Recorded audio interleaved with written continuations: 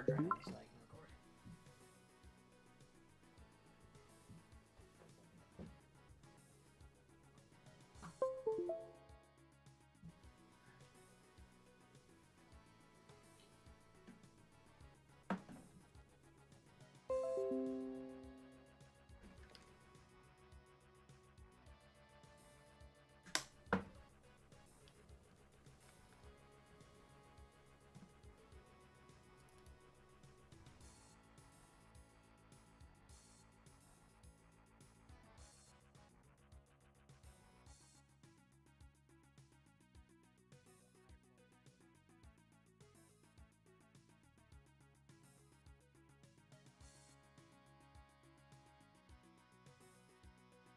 Okay, I think we're good to get started soon.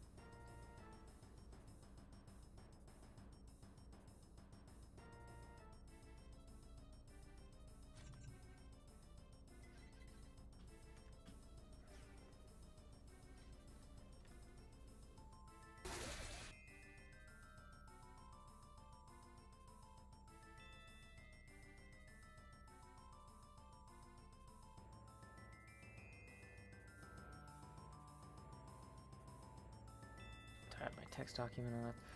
Yeah, I've got the text doc up. Okay. Alright, we should be good to go in about 15 minutes then.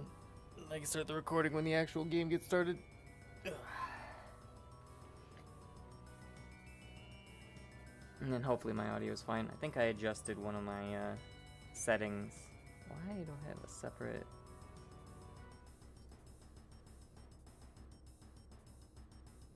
Was that my local host? Interesting. Yeah.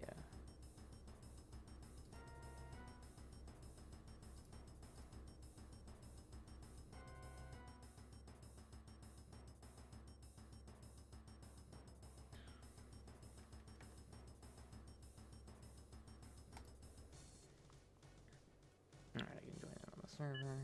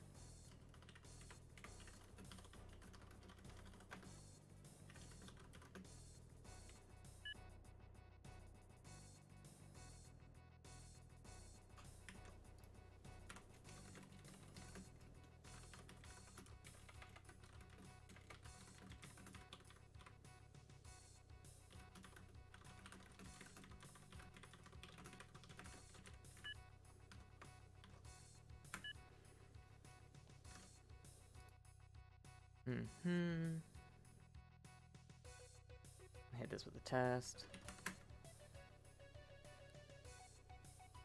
Alright, that works.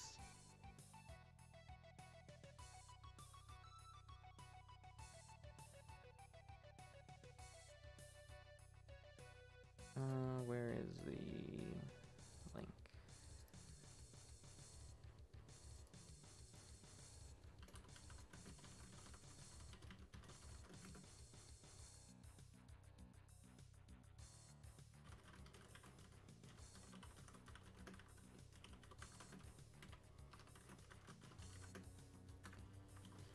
I'll drop a link in here as well.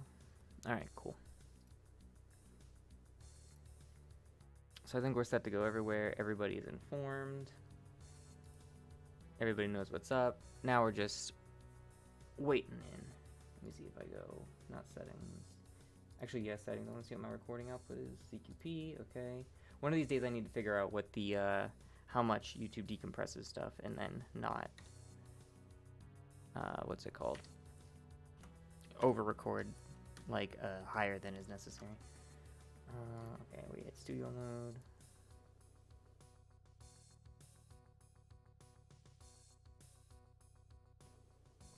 Yep, that works.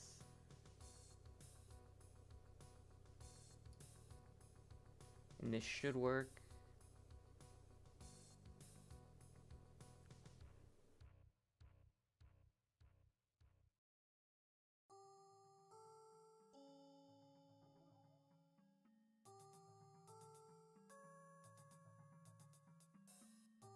Okay, takes a second for it to kick in, but those are working.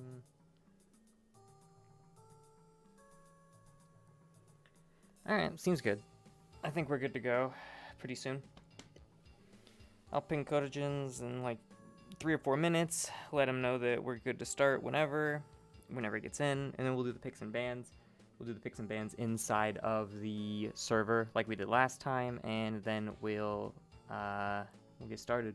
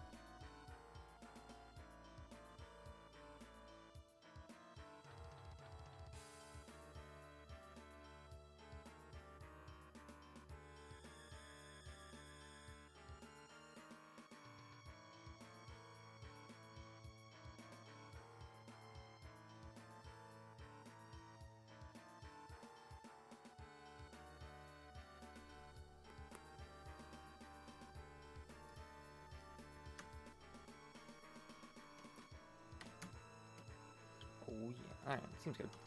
Everything seems to be running. I've got a few changes set up this time. With the, I got a few changes set up this time that'll hopefully make things a bit better for, viewing. Like, for example, one of the things that's always bugged me in Xonotic is that the armors and the healths are the same colors. I've always liked the color differentiation of armors. I think even in, like, Quick Champs, armors and healths are all the same color, though, and they're just called Heavy and Mega. But I've always liked the color differentiation between them. So when you look at like the simple like Luma icons in Xonotic, all the healths are red and all of the armors are going to be green. I find it easier to look at if everything's a different color. So since the last one, I've got the Luma icons on the HUD to work with the different colors that I've set up for the Luma icons that I did. So now the Megas are blue and the red and yellow armors are respectively going to be red and yellow on the HUD, and that'll make it easier for me when I'm glancing at it to see which is which, but also I think it'll be easier for people watching to see what is up and what isn't, because it's really easy to mistake the two armor icons for each other just on a first glance. And there have been a lot of times where I've thought that a yellow armor was a red armor. Although I need to get in the habit of calling them heavy armors, and then Mega, because I think that's generally what people use. Like I used to say red armor and Mega, just because that's what it is in like Quake. But I'm pretty sure nowadays people will say heavy for the armors. So I'll try to get in the habit of that. Alright, 5 minutes before we get started, I'll send Codagens a message and say that we're good to go whenever he is. And that we can start the picks and bans whenever he gets in.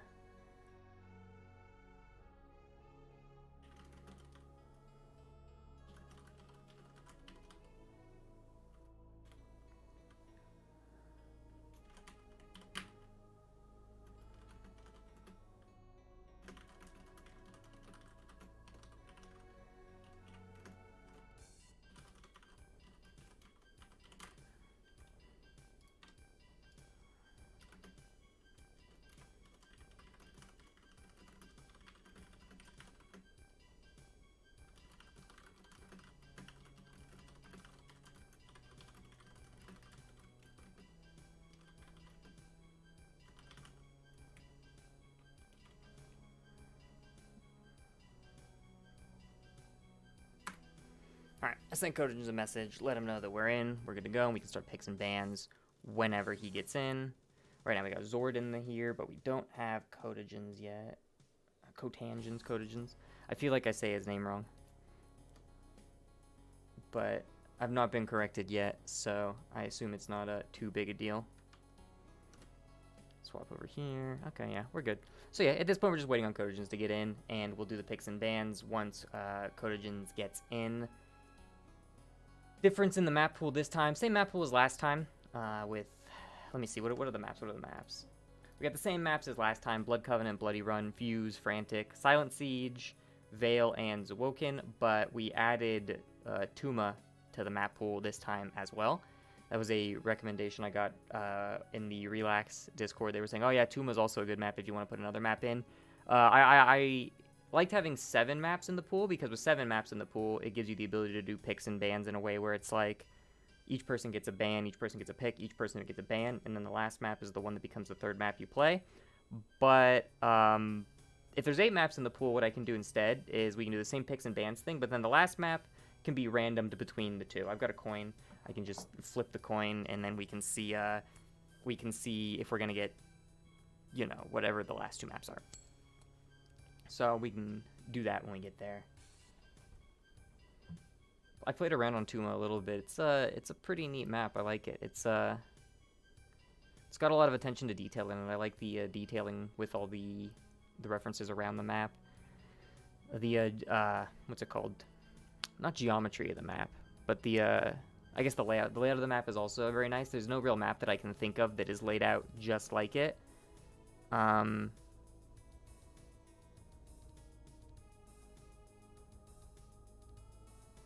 second.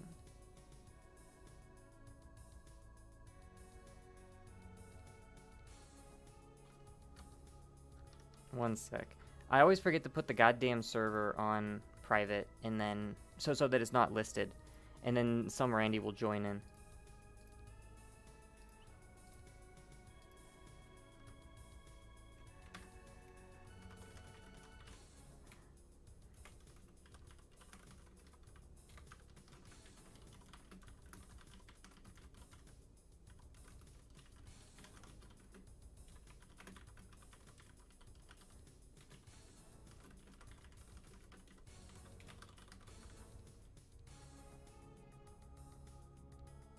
I'll throw that there.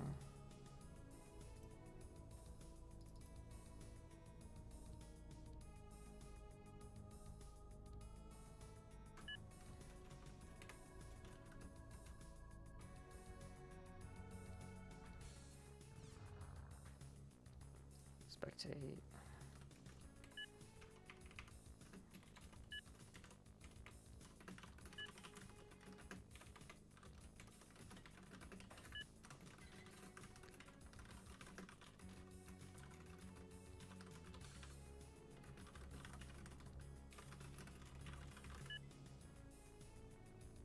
Ah, there we go. He's out.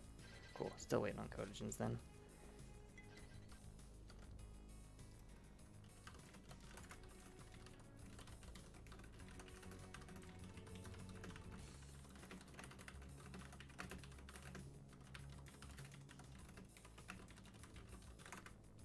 I always forget to make the server private, and then Randy will join in, and they will take up the slot. And that's my bad. That's my bad though. There's a really easy CVAR for it. I can't remember what it is. It's probably just like SV Public 1 or something like that. And I always forget to set it to 0 before the game starts, and then give people the IPs.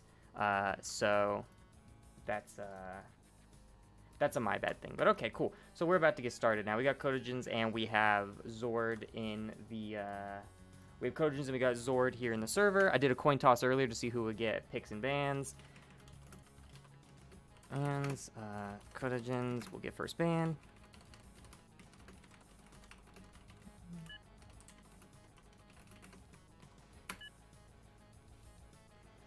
And okay, so we're getting started with the picks and bans right now. We got Codijins and Zord inside of the server.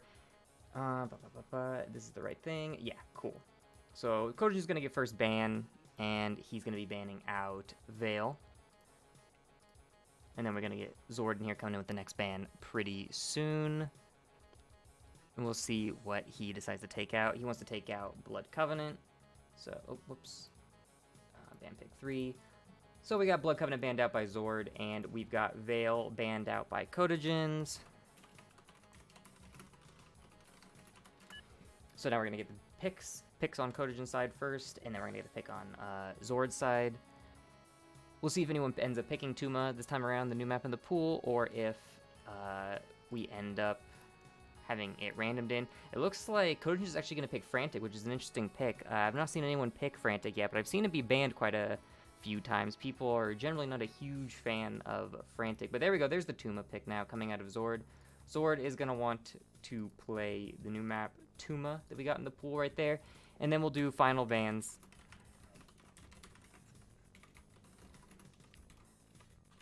And we'll get the final bans in now from Codagens and then Zord. And from there, we'll see what map we are going to be randoming in the very end. So as of right now, we've got Phrantic and Tuhma picked. And the bans are Veil and Blood Covenant. Looks like Codagens is going to be banning out Bloody Run.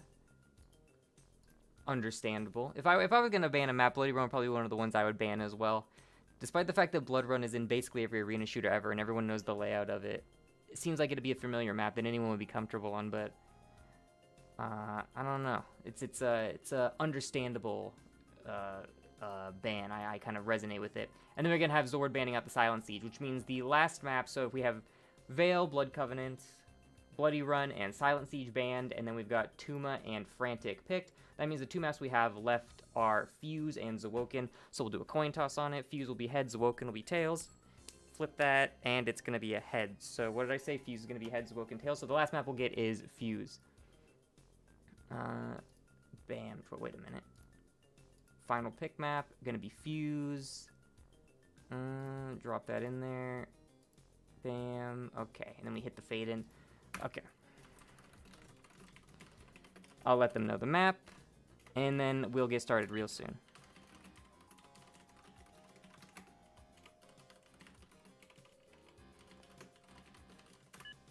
So the first map will be Phrantic, second one will be Tuhma, and the final map we're going to get in on is going to be Fuse. So there we go, there's the picks and bans.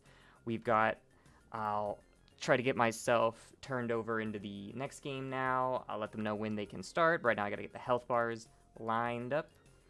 We got Codagen's health bar right here, so that's going to be hopping onto him. And then we got this health bar hopping in on here, and this should be Zord's health bar. Alright, cool. For some reason, one of these is running at a much slower FPS, but that's fine. And boom, boom. Okay, these seem to be working. Codagen's in, Zord in. Warm-up seems fine. Okay, I think we are good. Codagen's, okay, so I'm just making sure it's him and not me. He's getting a little bit of packet loss, it looks like, so I just want to make sure it's not mine so that everything starts to run smooth. Okay, then. I'll get the music turned off. I'll get the scene transitioned in. So I've got a new HUD right here, and then we're good to go when they are. To go when you are. This is Zord. That's Zord's health. Cool. So we're going to get started right here with the first set of the exhibition, Zord versus Codagens. I've got a bit of a different stream setup with the audio this time, so let me know if the game is too quiet or if the game is too loud. I can set things up. I can turn things down.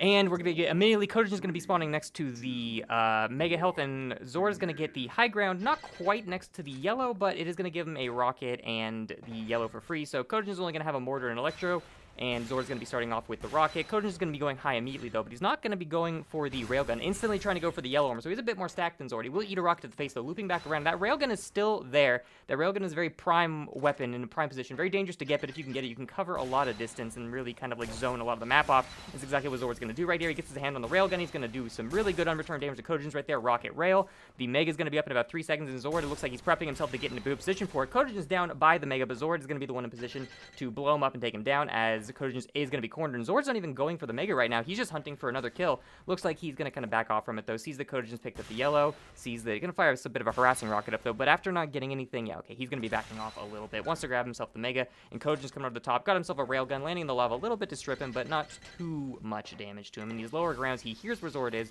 Looks like he's going to be looking for some unreturned damage with the railgun or trying to find himself a good Hagar blast. Hagar comes out, but it's not going to make any connection. And Zord on the top of the high ground. He knows that the next yellow, well, I don't know if he knows the next yellow is coming up soon, but he's in a position to take the next yellow, which is going to be very good for him.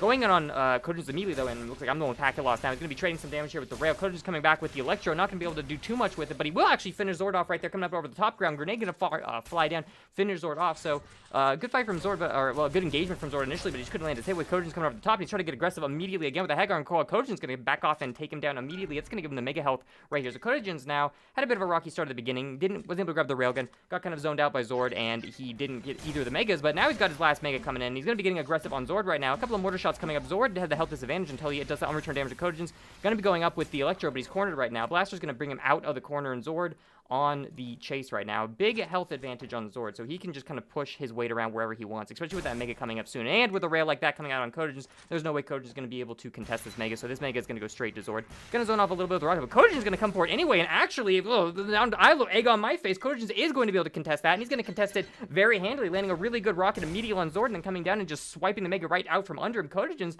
with a 2-0 lead right now, as Zord accidentally suicides to a grenade in that last fight, and Kojins with a pretty sturdy health lead right now, charging up the Hagar, looking for a kill on Zord. Not going to hit him with the Hagar. Going at the Electro, not going to find him either, but he knows Zord teleported out, so he's going to hold the high ground and maybe try to find Zord up here. Rocket coming out, neither going to connect. Missile coming out, but he just can't land a shot on Zord. He's a little bit too evasive, and Zord's going to finish off with the hit scan weapons down on the evasive low ground right there. And Zord going to try to carry this momentum a little bit, it looks like. He knows the mega's up. He's coming around.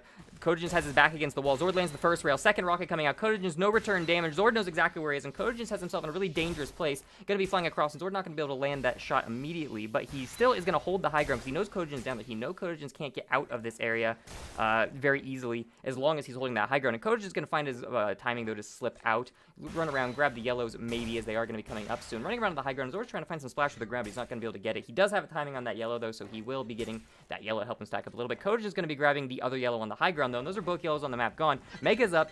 Zord knows he's there. Kojins is going to fly across, but Zord's not ready for it. Am I the one getting packet loss? Or are they the one getting packet loss? It looks like they're both getting a bit of packet loss. Not sure if it's... Where would packet loss come from? Would packet loss come from my server, or would it come from... It doesn't matter. Either way, well, I'll see how it's going with them afterwards. We can switch servers if we need to. Rocket coming down. Zord knows where Kojins kind of is in a general sense, but he doesn't quite exactly know. There we go. He's going to find him, though. He knows he can't go far if he doesn't hear the sound of the bounce pad coming out. He's going to be trying to trade some damage right here with rails and rockets. Going to find two rails, but not able to finish Kojins off, even with Kojins cornered. Another rail going to come out on Kojins. Hit him. Kojins is going to return with another rail, though, and I was going to say the last shot's going to finish him off, and Zord did have the first strike advantage, so he was going to be able to weapon swap a bit faster, get that rocket up before Kojins, and finish him off in the air. Both players trading health, but the Mega is up, so Zord is going to get it, giving him a stack advantage for the next fight. He's on the hunt right now. He hears Kojins. He knows Kojins got himself a rail.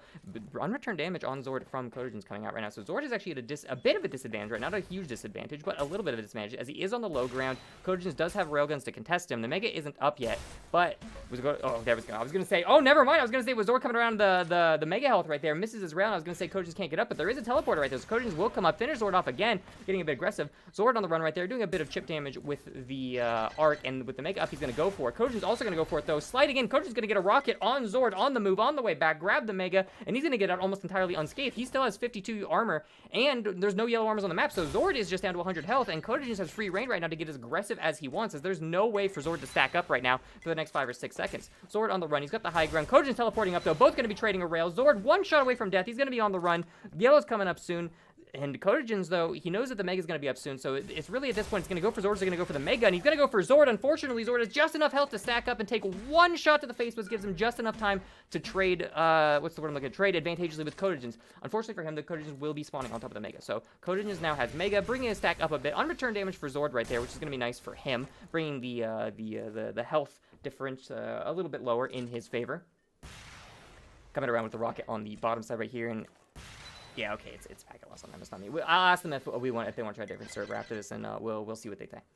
Either way, coming out of this, Kojins on the bottom floor. Zord sees him, but he's not quite able to get a beat of exactly where he's going to be. And I don't think Kojins has a rocket, so he couldn't fire up to try to splash Zord through the floor. But that's not really what his prerogative is. Right now, he just wants to get the Mega, and he is going to be getting the Mega. Moving himself back around the top area, though. Zord still thinks he's low. Zord's holding an angle low, but he catches a glimpse of Kojins. Kojins coming up over the top. Going to miss his rail, but Zord's going to land his rail on the trade right there. Second rail coming out of Zord, but it's not quite going to land. And Kojins has a huge health disadvantage right now. Zord is going to grab himself the yellow armor stack all the way up. Mega's not going to be up for 10 seconds, so right now Kojins is on the run. He's got a bit of a stack to save himself, but right now his main prerogative is just staying alive, firing a couple of rockets. There's a bit of scramble going on the Mega, and Zord is going to come out on top of it, trading a bunch of rockets, trading a bunch of grenades, and Zord is going to be the one standing on top of the Mega, waiting for it to come up, and he will be getting it. No yellow armors on Zord, though, but no yellow armors up on the map yet at all, which means Zord does have a distinct health advantage that Codagens can't outstack for the next few seconds, and Zord is already taking a high ground positioning right here. He doesn't want to give Codagens the chance to grab the armor when it comes up, and he knows it will be up soon, but unfortunately, he's going to give up that high ground position right as the yellow comes up, and Codagens is going to slide around, grab himself a yellow, coming out the Electro Bolts on Zord, and Zord's stuck on the low ground right now, and with Mega coming up in 5 seconds, the next fight is going to be crucial for who is going to get the Mega. Zord trading a bit of health to position himself closer to the Mega, but he will be coming back, doubling main. Codagens, though, firing up, surviving with 1 HP, firing up Electro Bolts, which are going to finish Zord off. He's not going to be getting the Mega. That will be going to Zord, as that's where Zord is going to spawn, but Codagens will take the positional and the weapon advantage, stacking up a little bit to get his health back up to a, respectable state where he can survive a few hits. Zord does have the stack advantage, but it's really not a huge advantage, especially with Codagens grabbing all of these small armor shards around, and Codagens is still... what was the word? He's still well armed from when he got that first kill. He survived a little bit of health, but he's still well armed. Electro's going to come out. It's going to do a lot of damage on Codagens from Zord. And Zord, though, knows he doesn't have the health advantage anymore. He knows Mega's up, and he's just going to forfeit it to Codagens. He needs to build up his weapon arsenal again. He needs to build up some armor, and that's exactly what he's going to do. He's got himself a rocket launcher now. He's moving over. Going to check the next yellow armor to see if it's there, but he hears Codagens up there, so he wisely backs off a little bit. He does know Codagens has the health advantage right here, and it wouldn't be smart to run into that fight. Sees the yellow's not there, and he's like, okay, Codagens has the Mega, Codagens has yellows, and the next Mega's not going to be up for 15. So Zord's just going to sit on this high ground. He's going to try to get some unreturned damage on Codagens. Really nice 2 rockets, though. That will be about 80 damage of unreturned rockets, which is like landing a rail, basically. 49 damage again, basically unreturned damage, and Zord is really whittling Codagens down. Codagens is going to jump right now, right into Zord, knocked in the lava. Zord going to hit him with a grenade. Codagens, 1 shot from death, and Zord will finish him off. Just unreturned after unreturned after unreturned right there from Zord, coming out rocket, grenade, and Codagens just couldn't find a hit against him. He's going to chase Zord down, though, and Zord losing a bit of health right here, but he is out trading Codagens. Rocket coming out, bursted a little too early, and that arc is making Zord back off, but the rocket will curve right into Codagens at the very last second. And Zord has brought the lead up to 5-4. He's got 1 lead now. Came back from a bit of a deficit, but he's crawling his way back. He's playing smart. He's not taking fights he knows he can't win, and he's giving up position in places where he knows it would be useless to fight it. Like, yeah, you could take the Mega and then say, like, oh, I've got the Mega from this guy, right? He didn't get the Mega, but if you die for that Mega and then you don't get the next one, you have effectively kind of screwed yourself. And so it's Zord realizes this. Smart player. He's not going to go in for what he knows he can't get. And right there, he's just going to let Codagens go down. All right, you want the Mega Codagens? That's fine. That's basically gay baby jail down there. You're going to get knocked around in the lava while I just sit here on the high ground and finish you off. I'll let you do it. And now he's going to be carrying his momentum. Here's Codagens spawn on the high ground. Here's Codagens spawn on the low ground. And there we go. Now Zord's coming in. He's carrying a lot of this momentum he got. He didn't even need the Mega. Codagens on the run. Left side. Zord hears it. Coming in over the top of him. Sees him with rockets. Codagens going to be on the ride.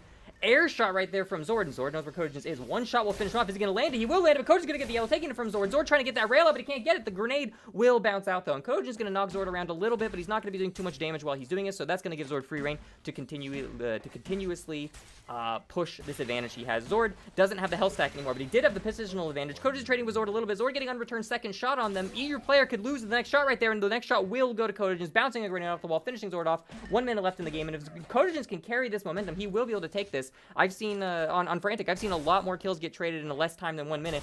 Zord back against the wall in the Mega Hell, trying to get out, and he will barely escape it. Codagens on the run right there. He knows he needs to get aggressive. Rail coming out, not going to land it, though. Mega's up in 1 second. Codagens has the timing. He's going to grab it, and that's probably the last Mega anyone's going to be grabbing this game. Codagens is going to have to get aggressive now and push the stack advantage that he might have if he wants to come out on top of this right here. And Zord on the run. 80 damage to Zord, though. Not going to go in the teleporter. Codagens is chasing him right on his ass, but he's just going to take a lot of damage to grenades on the backside. And Codagens, he's going to have to find a kill in the next 20 seconds somewhere. Zord could delay his spawns a little bit, but it's going to be hard. And yeah, with all the armor Zord's picking up, though, it looks like it's going to be a bit difficult for Codagens to find a kill right here. So first game's probably going to go favor Zord. Codagens might try to grab the last Mega as take the victories you can where you can get them. Grab the Megas.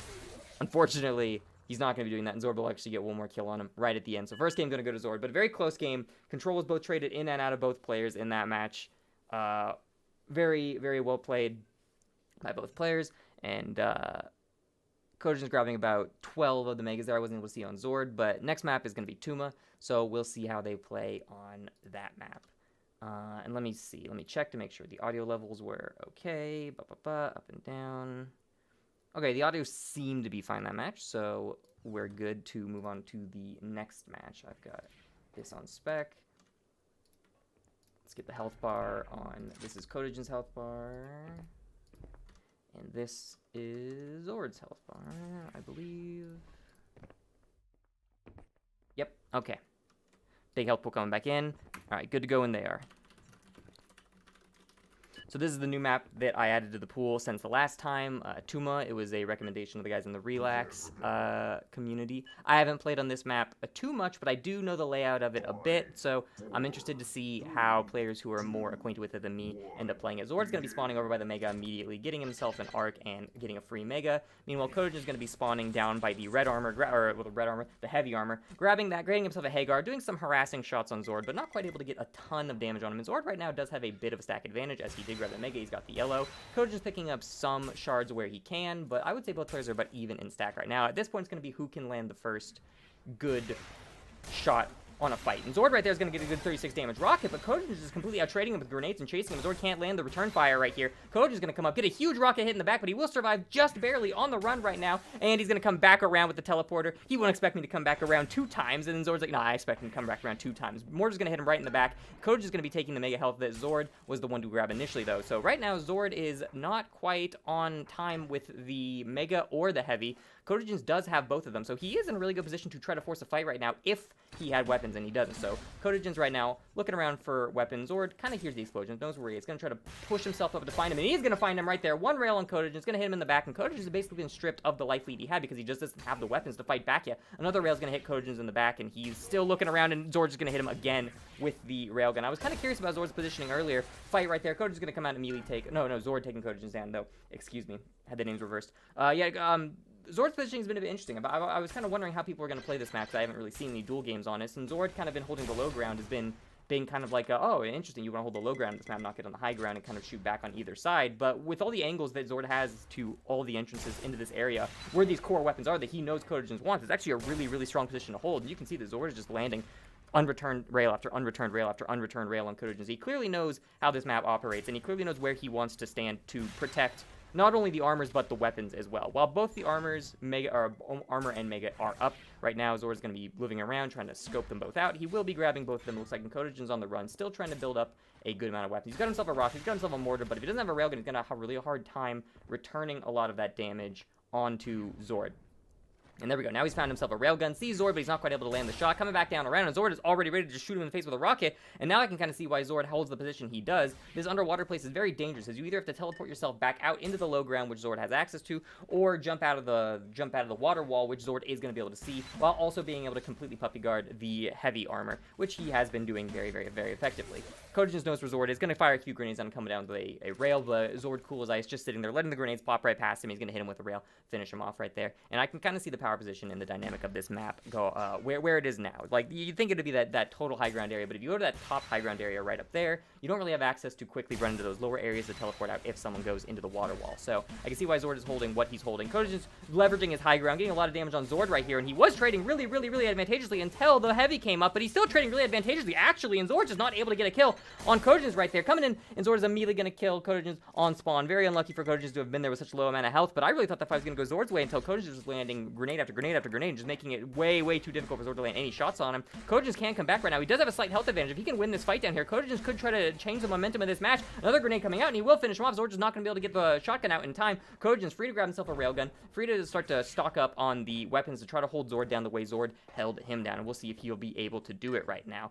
The the heavy is up, and Mega's coming up very soon. Zord going to be grabbing himself the heavy, and Kodogen's seeing that. We'll see if he wraps himself around to check on the Mega, and it looks like that is what he's going to be doing. Jumping up, he sees the Mega up, and he will be going for it. Doesn't quite know where Zord is, and we'll see if they run into each other right here. They will run into each other right there. Kodogen's going to be landing his first rail shot on Zord. Zord returning some Hagar shots, not doing quite as much to Kodogen's as to him, but they have really leveled out the health difference, and Zord actually coming out a little bit on top, covering the health right there, coming out with some in return damage.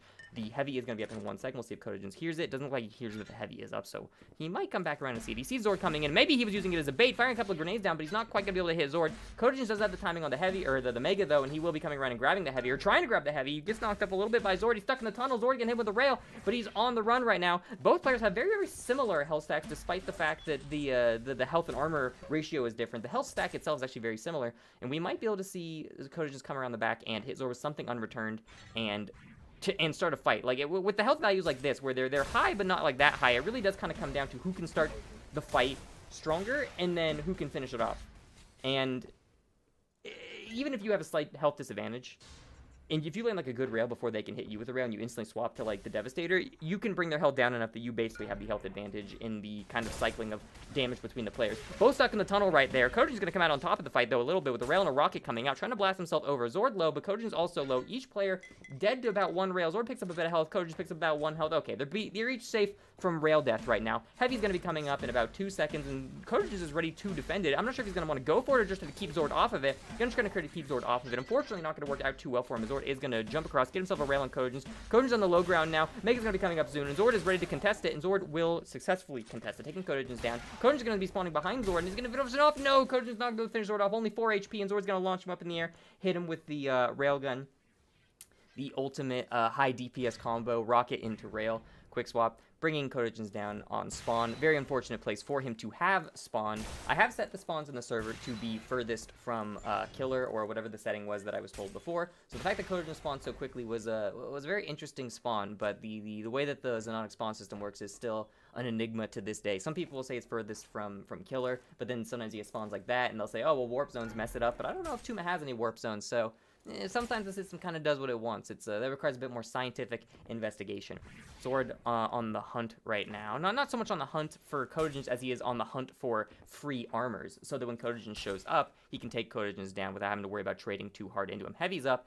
And Zord knows the Heavy's up, but he's not quite going for it right now. Looks like he's just holding because he kind of knows where Kojin's is, but Kojin's not coming for the Mega, or the Heavy. And it looks like Zord was delaying the Heavy on purpose so that he would come over here to the Mega a couple seconds before Mega was coming up and be able to grab it completely uncontested. He knows Kojin's up there. He hears Kojin's up there, but he's going to go for it. Yep, he is going to go for it. Grenade's going up, but Kojin's going to be running away down into the water well, grabbing himself a railgun right here. Kojin has the ability to maybe get some unreturned fire on Zord, but oh, he's cornered himself. He can't get out of that room, and Zord knows that he's going to fire some rockets up. Not going to hit him, though. Neither player able to hit some rockets, but 2 unreturned rockets coming out of Kojin's before the arc shots coming out of Zord, and that was actually a really fantastic health trade for Kojin's right there. It was just unfortunate that Zord had so much health that he just wasn't able to burst through it, but he actually landed a lot of shots right there, and if the health values were just a little bit closer, it would have gone Kojin's way. Zord going to chase Kojin's through the teleport, or rather, Kojin's going to chase Zord through the teleporter to finish him off. He's getting aggressive. He knows he's got the health advantage, and now he's on the hunt. He's looking for Zord right now. He doesn't have the luxury to just sit back and wait for Zord.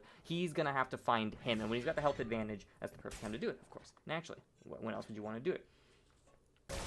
Going to find him right there, land himself a nice rail. Zord was charging up the Hagar, so he's not going to be in position to actually land anything. One more rail will finish Zord off, and Kojin's looking for me. There we go. He read that he's going to teleport up there, and it lands a beautiful shot on Zord, stuck in the water, can't get out, and the Heavy is going to go to Kojin's right there. So now it's Kojin's time to shine. Kojin's time to carry this momentum. Zord not able to land any shots, though, or Kojin's not able to land any shots, but Zord is going to bring him down pretty low. He will end up falling to Kojin's, though. Good trade on his end, but Kojin's is still going to be in the mega health right here, and Kojin's looking around, trying to listen around here where Zord is coming from, and okay, he knows where he's coming from. Both going to trade into a rail right there, but Kojin's not going to land the second rail. Both players railable from railable health, and Kojin is going to be the one to land that kill on the railable health, bringing him up to a only 2-point deficit right now. With 2 minutes, he's got plenty of time to make a comeback. Heavy's coming up soon. Kojin's going to get the Heavy, and meanwhile, Zord's going to have to kind of, stick with grabbing the smaller, yellow armors, stack himself up a little bit, try to find some weapons. Kojin knows where he is. He's coming in for the hunt, though, and he's going to go in. Rail coming out, mortar coming out, rocket coming out, and Kojin is going to trade very beautifully into Zord, taking him down. Still has a lot of health, and he could push this this momentum even further if he wanted to. He knows that the Heavy's not going to be up for 10 seconds, so he's going to look around for Zord right now with the Hagar charge. Try to land a good first shot on him to start the fight. He will land his good first shot to start the fight, but will he be able to finish him off? Yes, he will. He's going up the jump pad. He's got a very predictable arc. It's going to be a very easy railgun shot to land. Zord, though, going to spawn next to the Heavy. Going to try to go for it. Will go for it, but is it going to be worth it? Or is Kojin's going to come out and kill him? Kojin's will come out and kill him. Mega up. Kojin's going to have it. Minute and a half, and he's brought himself back into a 1-point lead. Now it's time for Zord to see what he can do out of control, and if he can bring this back in a minute and a half. Running around with the Hagar right now, and a mortar. Doesn't really have any heavy weaponry for when the next fight starts. Going to get a good 75 damage on the Hagar. Really nice trade, actually. Beautiful trade. Kojin's very low, and if Zord can get a railgun right here, he might be able to finish Kojin's off if he can find a good angle on him. Unfortunately, Kojin's finds the same angle on Zord, going to hit Zord. Now Zord is in railable health. So is Kojin's, until Kojin's grabbed himself the Heavy and a little bit of health. Now Zord has the health disadvantage. He's got the point disadvantage, and Kojin's is the one completely in control of all the items. This is going to be very difficult for Zord to come back from with only a minute to go, but he might make it. A grenade bounced right off the wall. Zord corners himself, and the mortar is going to finish him off on Kojin's. Zord now has a 2-point deficit he has to come back from, as well as the out of control deficit. What do you call it? Out of control deficit. Out of control situation that he's got to fight himself out of, and Kojin's not even going to try to fight Zord. He knows that he can probably take Zord when he's in that little hole, but he's got the arc, and he's got the Kojins has the health lead, not really worth fighting. Gonna get a bit of a scramble up on the top, and Kojins is gonna find it, and that's probably gonna solidify Kojins' win right there. So second game on Tuhma, gonna be going to Kojins. Another well-played game by both players. A lot of back and forth in this match. Players coming in and out of control. Getting in another scramble here. Trying to fire the grenades at Zord's feet, and he will take Zord down with another grenade launch. And Zord's just kind of going for whatever he can get. Take whatever fights he can because game is over. Second game on Tuhma. Gonna go to Kojins. That's an interesting map. That's a really interesting map. A lot of times you'd think objectively the best place to sit on a map would be the high ground, but you see a lot of control being... where is Fuse? You see a lot of control being done in that middle area where that water wall is, where people can come in and out of that teleporter, and where it's actually better for you to be able to run down into that lower tunnel area to catch people as they try to escape from grabbing the railgun.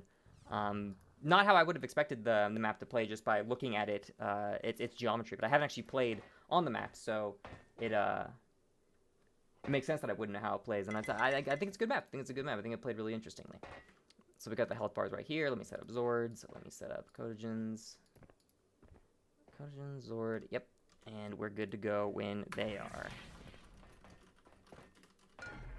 And final map of the exhibition is going to be on Fuse. Fuse, a very unique map in that it doesn't have any heavy armors on it. It only has yellow armors and a Mega, so you're going to be seeing a lot of fights for that Mega. The Mega is going to be extremely important because, you know, it's the only thing that'll let you overheal. Anyone can grab yellows, but the only thing that's going to let you overheal is going to be that Mega. So immediately, Zord and Kojin is going to be fighting for that Mega. At the beginning of the game, Kojin is going to be the one to grab the Mega, though. Both players extremely low. They have traded with each other a lot with their allotted starting weapons, and Zord is going to be the one finding himself out on top, though. The Rocket will be out damaging the Mortar, and he's got himself a Crylink in case Kojin decided to get a little close as well. He's going to use grenades instead, though. Blaster trying to push Kojin away. He doesn't really want to take this fight.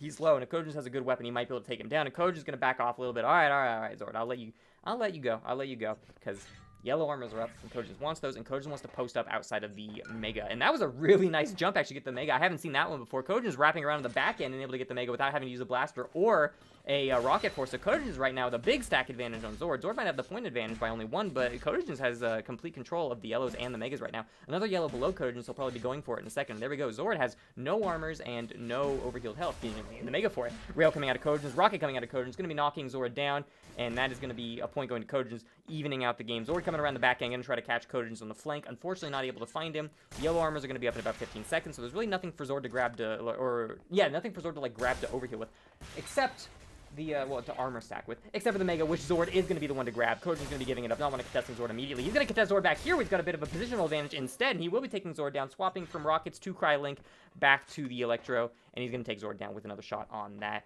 The Mega's going to be coming up in about 10 seconds, and Kojin wants to prepare for it. Taking a couple of rockets from Zord, not able to return his own. Zord might be able to take this Mega from Kojin's if he's able to play his cards right here. Kojin's getting launched up in the air, 10 health. He's got to run, 50 health left, 20 health on Zord, though. Mega's up, and it's really a question of who's going to be getting to it, and it's going to be Kojin's getting to it as he's going to come back around after stacking up with everything on the lower end, grabbing himself a yellow armor, and he will be picking up the Mega, coming around on the back end on Zord. He's got himself a full stack of all the weapons on the map. He's got himself a full overhealed stack, and he's waiting to protect the next yellow, which he will do successfully. With no yellows on the map right now, Zord at only 45 armor. It's going to be a very difficult time for Zord. He's going to have to back off a little bit.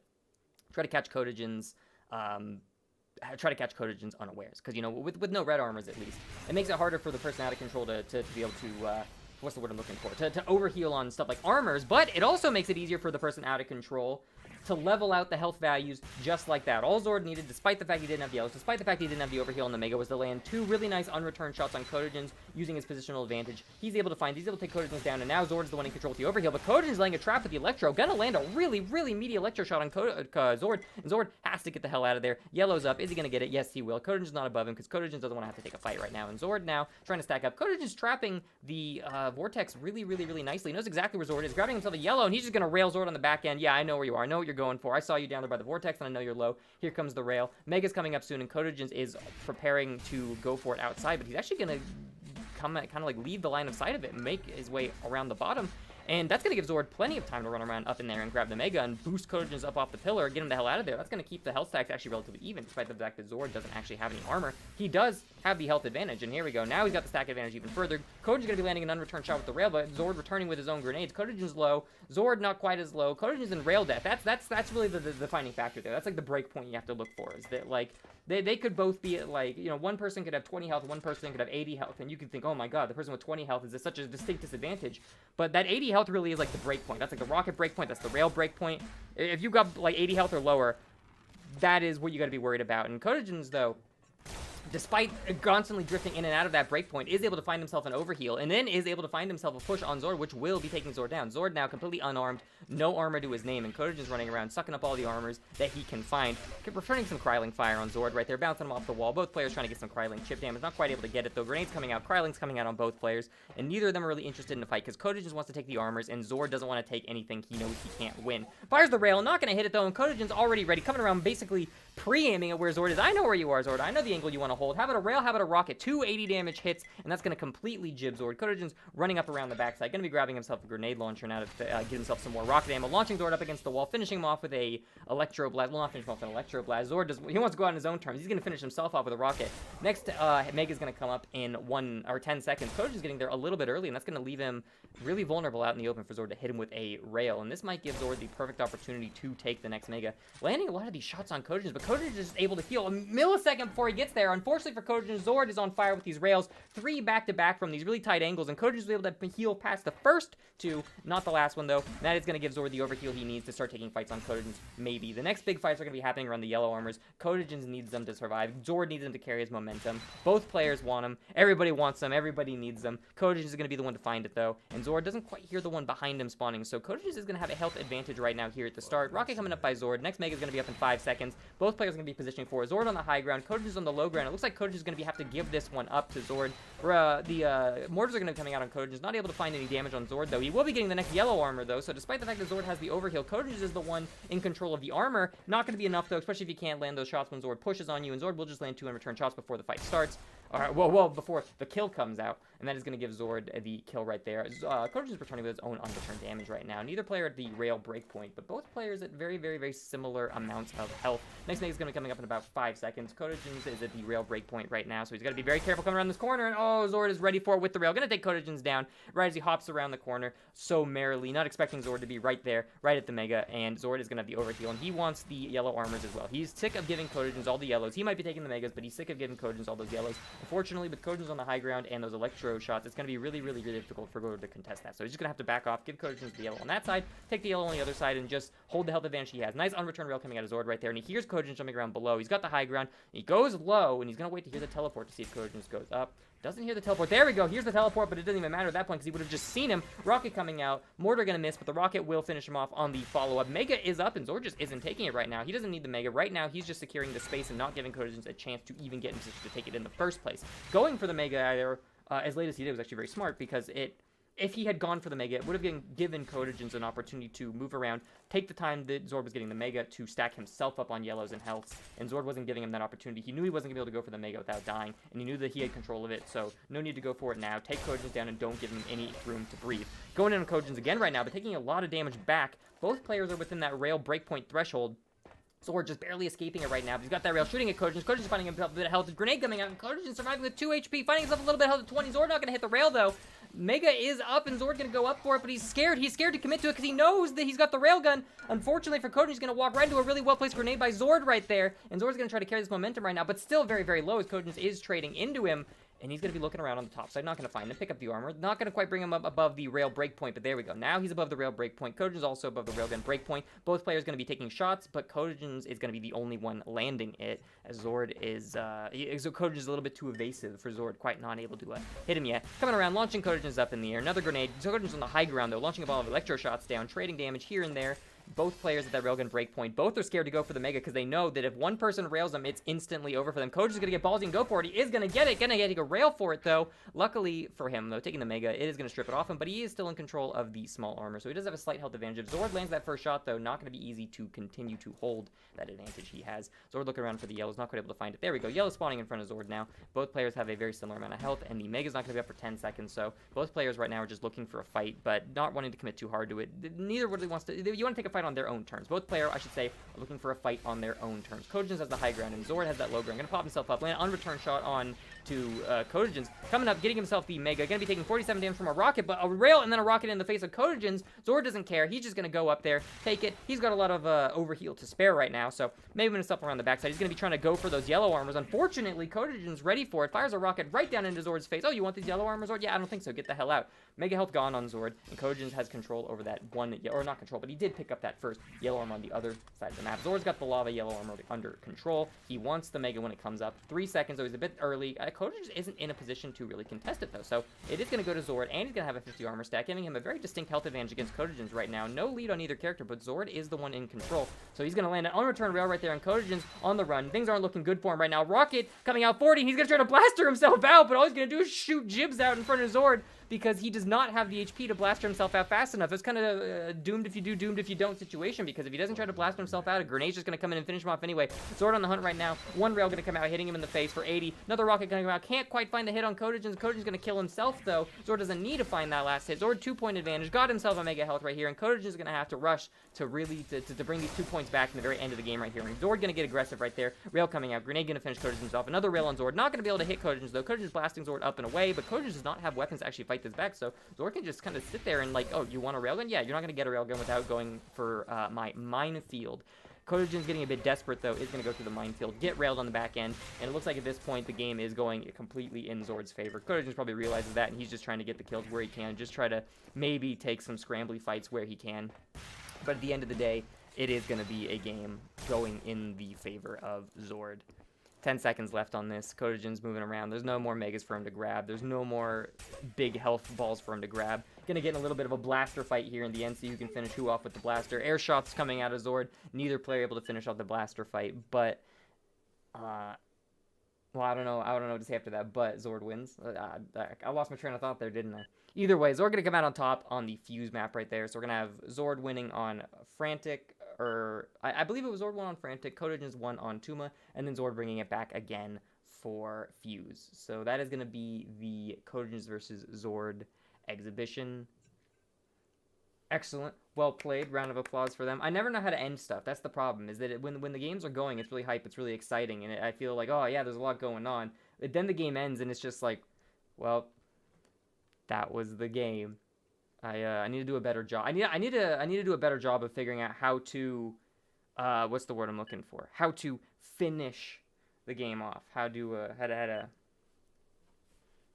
keep the momentum going into the end to keep it exciting. But either way, very well played by Zord and Kodogens. Thank you very much to them for playing. We've got one more exhibition coming up though, and it's going to be Wolfy versus Guniacz. It's going to be a bit of a, where's my desktop? There it is. It's going to be a bit of a, I would say, oh shit, where's my pick? There it is. It's going to be a bit of an uphill battle for Guniacz. Wolfy is a very, very experienced Duel player, and Guniacz, while he understands very clearly how Duel works, he just doesn't have the exact same amount of experience Wolfy does. But I asked him if he was comfortable with the matchup beforehand, and he said, oh, it would be an honor to play against Wolfy. Everyone respects Wolfy. He's a fantastic player. He plays a lot of games. He plays Quake Live. He plays Quake 4. He plays Quake 2. I see him in, he plays Quake 1. I see him in Discord all the time. He's always got a different Quake number up there. So Wolfy, a very experienced, very well-respected Duel player. And we're going to be getting him versus Guniacz right now, and we'll see how it goes. Got to get them in here, and we'll get the picks and bans going when I get in contact with them. Ba-ba-ba.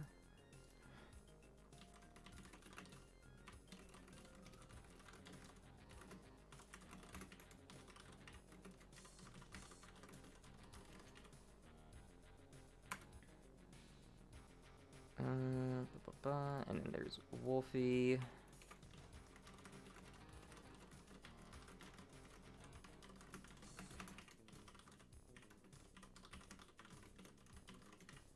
Alright, we'll get them in here. We'll do the picks and bans inside of the server like last time.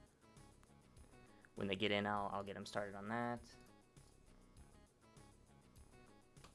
And we will see how it goes.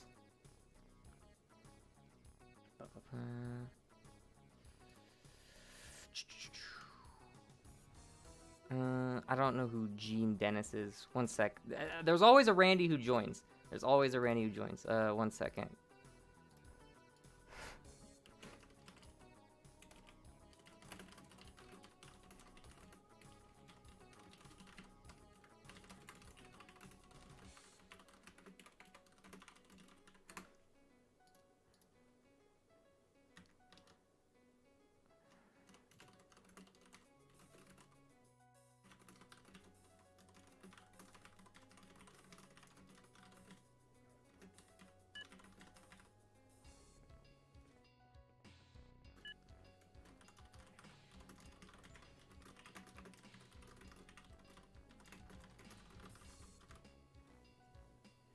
Alright, nothing personal, Mr. Gene, but I'm gonna have to get you out of here.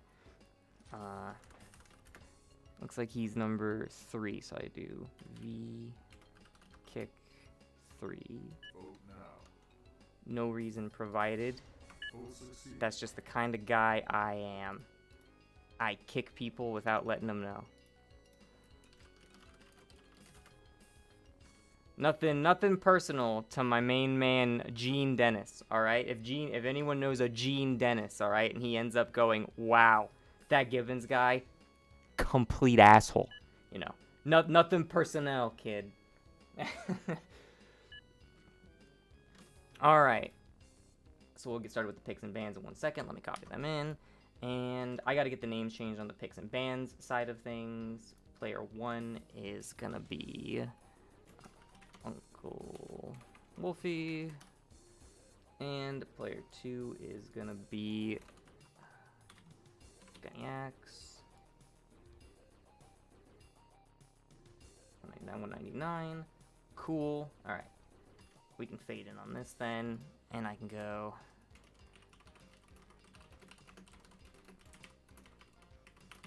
Let them know what the map pool is.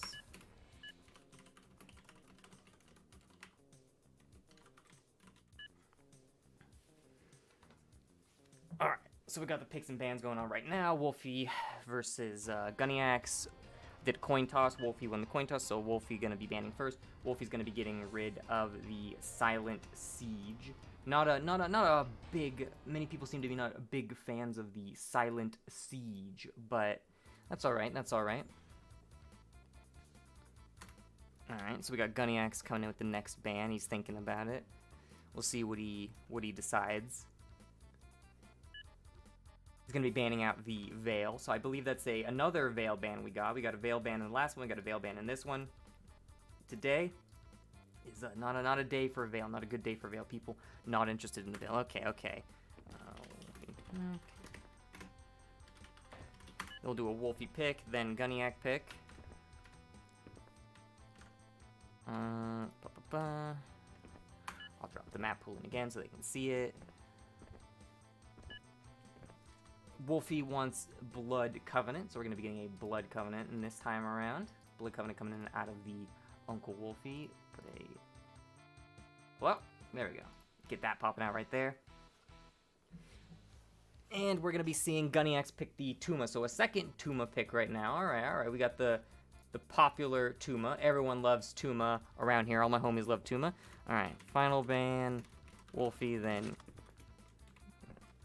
Guniacz. So now we'll see what the final ban we're going to get out of Wolfy is. Wolfy doesn't want to be seeing any Phrantic. I don't blame him. I am personally not a fan of Phrantic myself. Difficult map to play, small map. Very easy for people who know what they're doing to carry momentum. And I don't know what I'm doing, so I can't carry the same momentum. So I just lose. I just lose every time. So I'm I don't want it. I want to get it out of there. And then we're going to be getting a Bloody Run ban coming out of Guniacz. So that means our final map that we haven't seen yet is going to be Xowoken and Fuse. So we're going to be getting Heads, Fuse, Tails, Xowoken. And it's going to be Tails. So we're going to be getting a Xowoken as our final map right here. Oh, shit. I just set Xowoken as the banned map. That was not what I wanted. Well, what did he ban out? He banned out Phrantic, Silent Siege, Bloody Run. He banned out Bloody Run. Yeah, whoops. I changed the picture on the wrong one. Nobody saw that. Oh, look, it's Xowoken. Yippee! Alright, so they're going to be our maps right there. So I'll let them know. first, then Tuhma, then end on Xowoken. All right.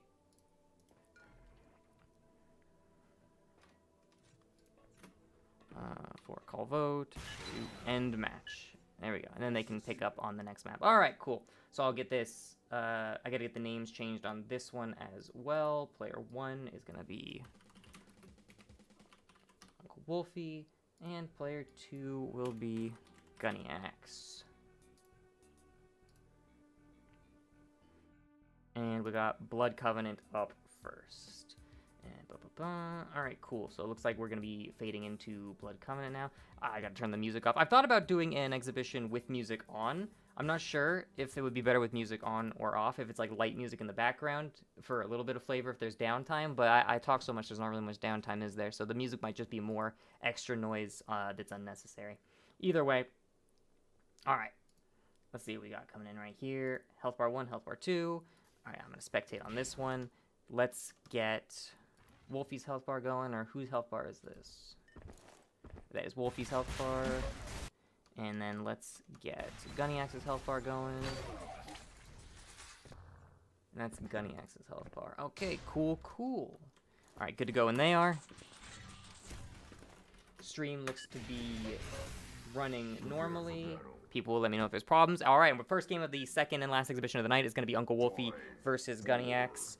And we'll see how it gets going right now. UncleWolfy going to be immediately starting off by the heavy, and Guniacz going to be starting off by the mega. So both characters, both players, they're people. They're not characters, they're people, you know, going to be grabbing their respective super mega power-up. Wolfie, or Guniacz, though, going to be grabbing himself a yellow armor as well, and trying to stack up a little bit on the weapons, looking for that railgun, but not quite able to get it because Wolfie is sitting on top of it right now. That's my railgun, I don't think so. And Guniacz finding himself down in that little hall area, going to be pulled out by Wolfie a little bit. Wolfie trying to boost him back with the blaster a little bit. Guniacz on the low ground, not able to quite land as much damage on Wolfie as he'd like, but he is going to be able to strip the red armor off of Wolfie. So Wolfie on the run right now is going to be trying to find himself some smaller armors to stack up until the next ones come up. Next one comes up, but Guniacz is going to be spawning near it, so Guniacz is going to be the one getting the heavy, and with the mega up right now and Wolfie not grabbing it, Guniacz is going to be making his way over to the mega as well. So Guniacz has himself a heavy, trying to go for the mega, but unfortunately Wolfie's sitting on top of it, boosts him up with the next jump pad after what's it called, footstooling him back down into the jump pad. Going to be hitting with the machine gun a little bit, but not quite able to finish him up. Wolfie with a pretty big stack advantage right now. So Guniacz on the run, bit of a health disadvantage. Rocket coming out, not quite able to get him. Thought Wolfie made it up, but Wolfie didn't quite make it up. Grenades coming out, but he's got the low ground. It's very hard to land him. Good rocket going to come out and land Wolfie right in the face. Guniacz on the run right now. Got himself stacked up with a little bit of yellow armor, and Wolfie going to be getting himself the heavy though, making his way back over towards the mega after picking up the yellows as well. So Wolfie with a pretty big notable stack advantage. Unfortunately, not going to be able to make it to the mega in time, and that's going to give Guniacz plenty of opportunity to hold that high ground, fire rockets down at him, and knock Wolfie back, dealing a very substantial amount of damage to him. Guniacz right now with a huge health advantage. Here's Wolfie, sees Wolfie, he's going to go in on Wolfie right now. Rocket going to come out. Both players going to be trading the rockets pretty substantially. These mortars are going to come in now, looking for the machine gun, and the 1 damage into 3 damage machine gun is going to be finishing UncleWolfy off. That machine gun does have a bit of fall off on it, so if you get too far away, you can't do damage, but he will be fighting himself just that barely a small amount of damage that he can, finishing Wolfie off right there. Guniacz now has the heavy and UncleWolfy with the mega overheal and a little bit of yellow armor. That's going to give UncleWolfy the distinct stack advantage right here. So Guniacz going to be trying to keep his distance right now. Fire some rockets over. Maybe catch Wolfie tries to push him. Wolfie not going to try to push him though, so he's not going to be finding any damage on that. Wolfie more content to look around for those yellows and fire rockets across, trying to predict where Guniacz is going to be. And a very, very accurate prediction is he is going to hit Guniacz once with an unreturned rocket, hitting Guniacz with a second direct rocket, but Guniacz doing a really, really big rocket on Wolfie as well, launching up in the air. Second really big rocket on Wolfie coming out of Guniacz, and Wolfie's going to be looking for the rails. He's going to land it. First rail, Guniacz going to avoid it though. Is he going to be grabbing himself the heavy, and Wolfie's just not even going to try to contest this. Wolfie says, okay, he's got the heavy, he's dodging my rails, I'm just going to back off a little bit, find another place to rail him on the back end, and he will find that rail. Running back, hitting with the back rail. Guniacz still has that 100 armor, and he's going to be going up for the mega, and he's going to find it. He is going to be finding it. Wolfie though coming out with some rockets. He needs to get himself some yellow armor right here because he is playing on the back foot right now, does not have a health advantage. And Guniacz is going to try to push his health advantage now. He knows that the mega is going to be, or that the heavy is going to be up in about 5 seconds. And Guniacz seems to be a very control-oriented player. He doesn't really want to chase and push Wolfie down. He wants to take control of the items, time them down, and then just protect those items and make sure that Wolfie can't get in to these items. Because if you're able to protect those items really, really well, you know, you're going to win any fight anyone wants to take on you, right? Like, unless you're playing on a certain map where the items can kind of be trapped, like on what was the map? Like Tuhma, for example. You go over to get that like mega, and you're kind of in a corner now, and someone could just boom, boom, boom, wail on you. Unless the items are in a place where you can be easily trapped. You know, that tactic of just controlling them over and over again, and that the way where you just stand on them doesn't work as well. But on this map, there are more open areas. You can kind of have an idea where people are going to come from if you're observant to where they're moving around. So it seems like that's Guniacz's plan. He's trying to kind of take control of the items and then just sit on them. Unfortunately for him, Wolfy is going to be the one who took the next heavy. And with the mega up right now, and Guniacz seems to have lost the kind of item timing on it right now. Shouldn't this heavy be up soon? And oh, too many seconds have passed and the heavy isn't coming up. It looks like Guniacz is lost his timing a little bit on the heavy since Wolfy was able to grab the last one. And Wolfy's going to be grabbing the mega as well. So Wolfy now has timing on the mega and on the heavy. He's got himself an overheal. He's picked up the yellow, stripped himself of armor a little bit just to take the yellow from Guniacz. So Guniacz right now going to be running around with only the heavy. He did stick around and camp the heavy. No, he didn't get the heavy the whole time. He actually picked himself up his yellows, but he's leaving the heavy right as it comes up. So Wolfy going to be grabbing the heavy again. Wolfy almost completely overheal stacked right now. Guniacz going to be landing an unreturned rail on Wolfy, which will even the stacks a little bit. And the mega coming up soon. Guniacz knows it. Wolfy knows it. Guniacz knows because it's got to be coming up soon if the heavy's taking that long to respawn. And Wolfy knows because he's the one with the timing on it. Guniacz has it now, and both players know what the timing is. Next one's going to be a 50. They're both ready for it. They're both kind of moving off, waiting for the next one to come around because the next fight is going to be happening at the heavy. Wolfy taking a route to grab himself some yellows on the high ground, and Guniacz taking a route to grab himself a yellow on the low ground. What that's going to do is put Wolfy in the high ground advantage for this when this next fight starts. Out in the open, unfortunately, Guniacz and Wolfy's going to try to machine gun him down. Not able to get the kill, though. Not quite able to track Guniacz as he is going to run away straight up with the red armor equipped.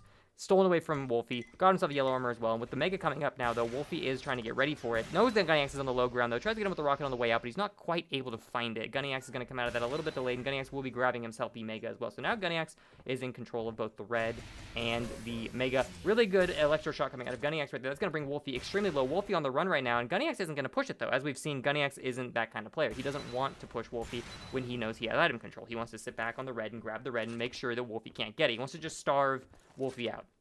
That's his kind of game plan. It's a very cooler-esque game plan to not take fights that are unnecessary, especially when you've got complete item control and you feel that you've got a big stack advantage. Someone couldn't really take a fight on you anyway. Just continue to control all the items on the map. If you just take every single heavy and you take every single mega, and then you make sure that when those yellows comes up, you're stripping yourself to get them, or you're making sure the opponent can't get them, the opponent will never have enough health to be able to fight you. It's very it's just a numbers game at that point. If you assume that nice shot through the floor on Guniacz right there, doing some chip damage to Wolfy despite the fact he's out of line of sight, but it's just a numbers game at that point. If you're in a position where you assume that you will land all your shots, and you assume your opponent will land all your shots, and you have the stack advantage, they mathematically just can't beat you. So if you just keep taking everything on the map and you trust that you're not gonna miss and that you're not gonna give them 2 unreturned shots on you, taking item control in the way that Guniacz is attempting to, where he's just taking items and not really pushing fights, can be an extremely effective tactic.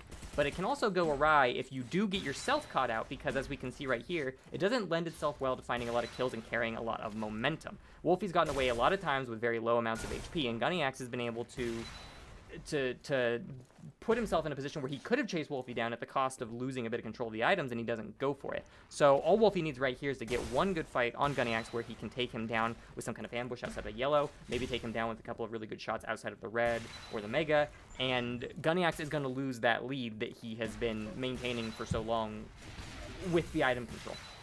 Wolfy with the high ground taking a couple of rocket shots down at Guniacz, and he will be hitting Guniacz in the face. Mega's coming up very soon, and Guniacz is too far away to claim it, but it looks like Wolfy isn't pushing it. It looks like Wolfy assumed that Guniacz would have been going there sooner, so Wolfy just didn't push it. He's going to be harassing it from the low ground, land some unreturned damage onto Guniacz, but not enough to quite strip everything off him. It looks like he's faking, all right, he's faking a jump right now. Guniacz on the high ground. Wolfy hears him. Is Wolfy going to go to the teleport and ambush him? He's exactly what he's going to do. Really well played by Wolfy right there, forcing Guniacz to fake think he was going to the high ground with a blaster shot that didn't go anywhere, and then Wolfy just comes out right behind him and lands a shot. Wasn't able to follow up a ton of damage on him, but he does have a very distinct health advantage right now, so if Wolfy wants to push this, Guniacz could be in a unfortunate situation. Guniacz out in the open right now. Wolfy taking a shot up, but Guniacz going to avoid it, launching Guniacz into the wall. One shot coming out of Wolfy, but he's not going to be able to get it right there. Neither player able to really deal a ton of damage to each other in that situation, but neither player also has a huge stack advantage over one another because of the trade in health right there. You know, Wolfy lands more shots there. Guniacz picks up the armor, though, and Guniacz doesn't really have the ability to fight Wolfy when Wolfy's got that high ground positioning as effectively as Wolfy can fight down on him.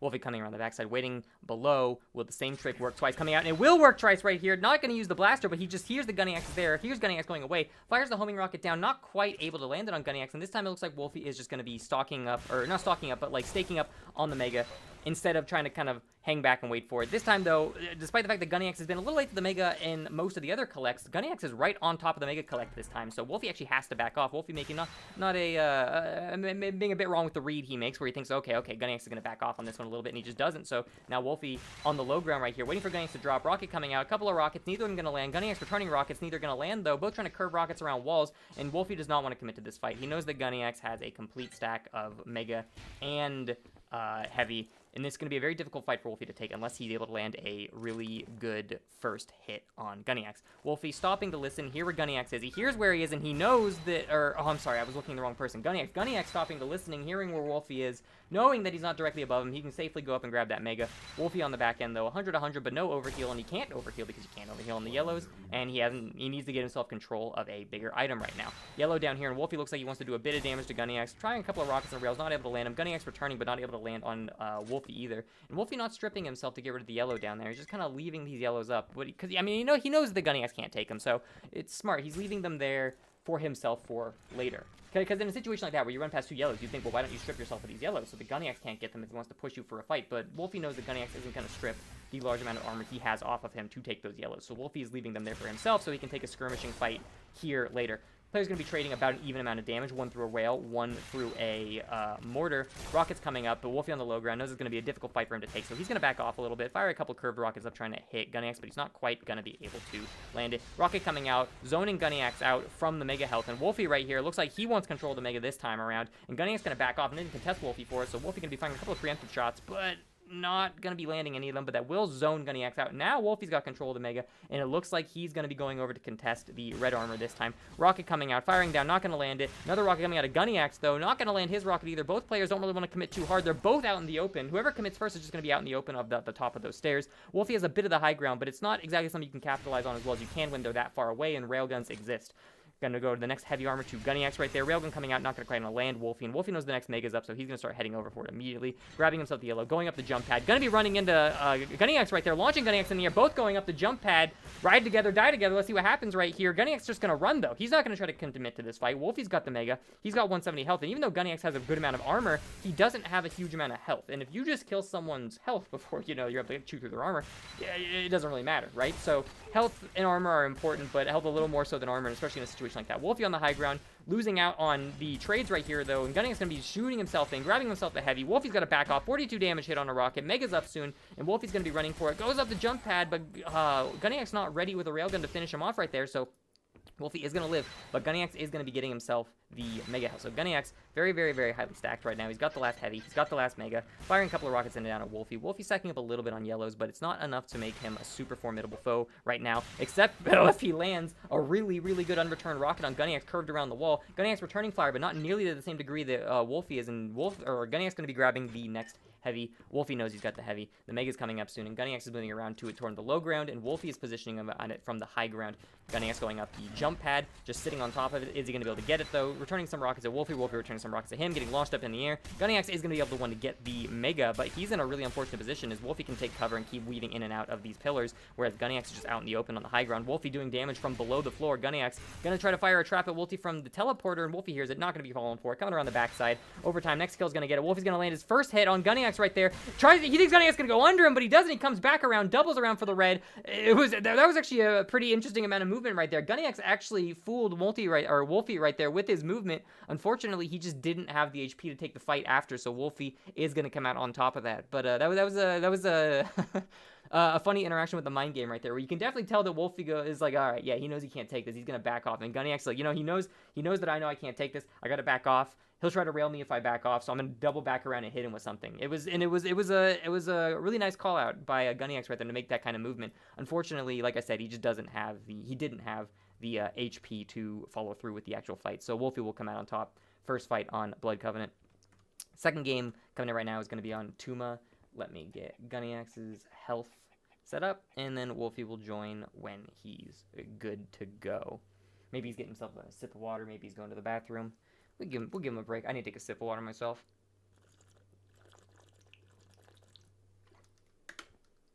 Alright. Let me get Wolfie's health bar up on here. And we got Wolfie and I believe we've got Wolfie and Guniacz. I believe these are the right health bars. One of them needs to do some damage to each other. I wish I had a slap. Okay, there we go. Yeah, these are the right health bars. Okay, cool.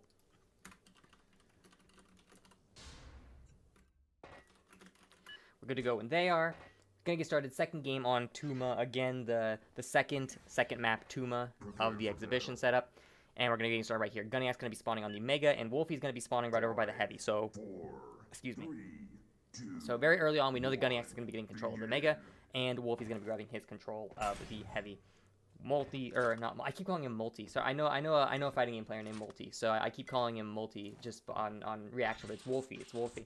Wolfie gonna grab himself a Hagar, but he doesn't have a rocket or a rail to do any like big kind of long range armor turn damage. However, with that nice charge up on Wolfie, he will be taking Guniacz down pretty low. Guniacz down in the tunnel has a railgun though, so he's looking around for Wolfie. Wolfie though not gonna hold that middle area. He's a little bit afraid. He knows that Guniacz has the rail. He doesn't want to try to peek into him and take the armor turn damage, so he's just gonna go around the long way and try to get a flank on Guniacz. Not actually gonna work out for him, but he is gonna be around back in time to grab himself his Heavy, and he's gonna be back around in time to snipe the Mega that Guniacz had earlier. Guniacz right now comes back for his Mega, but he's just a little bit too late on it, so he's running around right now trying to find Wolfie, and he's gonna have to find some yellow armor and some unreturned damage, because right now he's playing from behind very substantially with the stack advantage. Does have a rocket, does have a rail. He has potential to land these unreturned hits if he can just get a good, if he can find a good position to get the jump on Wolfie right here. Wolfie coming around, sees Guniacz coming in with a rocket, not able to get it, not able to get the second rocket, but the third rocket's gonna go for Wolfie. Third rocket, fourth rocket not gonna come out. Coming in right here with the red, and Wolfie just not, or Guniacz just not able to return any of that damage because Wolfie just got him pinned in that back corner right there. Rocket's coming out again, trying to blast him over the blast. We're not able to finish him off, and he is gonna curve a rocket all the way around the wall, flying in and hitting Guniacz in the face. Really well played. I thought the door might have closed in time to block the rocket, but it didn't. He traced him all the way around and deaded it right next to him, finishing him off. Mega's going to be up in about 30 seconds, but Guniacz is not quite sure of the timing, but he's going to back off, not commit to it too hard, doesn't want to sit on it too hard. Guniacz, though, is aware of the timing of the Heavy, and he's going to be ready for it. Positioning on the high ground this time, doesn't want to get stuck in the hole. He's learned his lesson from last time, and there we go. The lesson is obviously working for him, as he's able to get one really good shot on Wolfie right there. Unfortunately, he's having a really hard time landing his other shots. He's pinned up against the wall by the arc, and Multi's just sitting there, or Wolfie's sitting there. He's got his blue color, just looks like a water hose, just super soaking him up against the wall with the arc right there, and Guniacz will fall to the super soaker right here. Mega going to be coming up in another 20 seconds. Guniacz looking for it, but he's not able to find it again. And Heavy's coming up. Wolfie knows it's coming up. And he's going to move himself back around. Try to sit outside the teleporter. I know you want the yellow as well. Super Soaker coming out. Triple frag with the Super Soaker coming out of Wolfie right here. And Guniacz having to have to play from behind. Going to give himself the Heavy, which is going to take that away from Wolfie. But if he dies for it, it might not be worth it. He's going to come over the top, though. Super Soaker coming out. A lot of damage. Going through the teleporter. Wolfie can chase him right through. All right. Tries to read Wolfie chasing him through, but Wolfie is uninterested in going through the teleporter. Wolfie's going to come back around, grab himself the Mega. All right. I don't want to chase you through. I want to grab the Mega. And hey, look at that. A kill on the back end. Lucky me. Super Soaker pushing Guniacz down again. 71 damage right there. Really nice. And firing a rocket right through the little crawl space hole, through the little like Half-Life vent. Not gonna get a kill though, and Guniacz on the run. Very, very, very low. Taking himself the Heavy though. Gonna fire a couple grenades up at Wolfie. Not able to land a ton of damage on Wolfie right here with the water hose, taking him down again. He's a Super Soaker master. He's soaking Guniacz down every single time he can find him. Firing a couple of grenades through the what's it called? The vent. Not able to find Guniacz though. Is able to find him here though as he comes back down through, and he knows there's only one way to go in that room.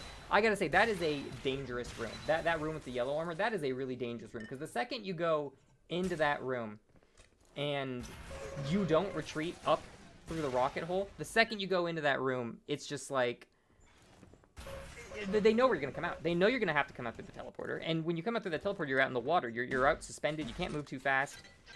It's really, really hard to defend yourself. I guess maybe you could argue you could go into the teleporter, double back in, and then if they went out to hold an angle at you up there, you can come back in and try to come back around. But even then, they can just kind of maybe go back down to the door and like sneak a peek at you if they hear you teleport in. It's not an easy place to be. That room definitely feels like one of the more dangerous places to be stuck in this map. Guniacz coming out though, and during my tangent, he is able to find himself a Heavy, or not a Heavy. He was able to find himself a Mega, well, and a Heavy. He's over here. He's able to find himself a Heavy. Find himself a Heavy. Find himself a Mega. He knows that the Heavy's up soon, but he's gonna go for Wolfie over there in the water wall. Not able to get a kill on him, though, and he will be grabbing himself the heavy. Well, looks like Wolfy is going to be trying to trap on the Mega. It sees that Guniacz isn't coming out, though, so he'll just grab the Mega for it himself. Firing a couple of rockets up, and he's going to go through the vent. If Guniacz is watching the vent, though, this could be dangerous, and Wolfy knows it. He doesn't want to peek out too soon. Just wants to listen to where Guniacz is. He knows where Guniacz is, though. He can hear him coming around the backside. He can hear those jumps. The footsteps are very kind of quiet. They're very hard to hear, especially while I'm yapping over the top of it, but you can hear him, and Wolfy sees these up there. Gets him down, knocks him down through another, what's it called? A grenade. See, that's what I'm talking about. It's a really dangerous place to be. You teleport up there, and it's just really easy. You're floating out. Any kind of gun can snipe you out of the air. Heavy gonna go Wolfy. Mega's up soon, and we're gonna see who's gonna go for it. Guniacz doesn't look like he's pushing it, but Wolfy is gonna be pushing it from exactly where Guniacz is looking from, so they're gonna be trading some damage right there. Still in Wolfy's favor, though, he does have just a stack advantage very distinctly. Losing it a little bit to the rail right there. Guniacz gonna be taking a rocket up, not able to land it, though, up into the water wall. Coming back out into the water wall again. Got himself the yellow, and Wolfy not there to actually stop him from doing it this time, so that's gonna be a free yellow for Guniacz. He's gonna put himself back into the water wall room, and this is an unfortunate position where he's gonna fall in that pit.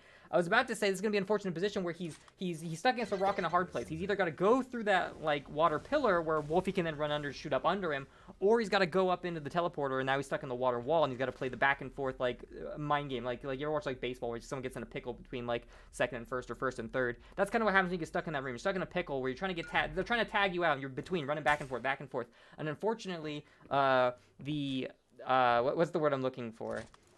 The most unfortunate end happened. Neither of those. He just falls in the pit. But I don't think he fell in the pit. Someone just got blasted in the pit. All right. Saying someone falls in the pit makes it seem like they like tripped and slipped on a banana peel. He got blasted in. Let's know two ways about it. All right. Well, the most unfortunate ending.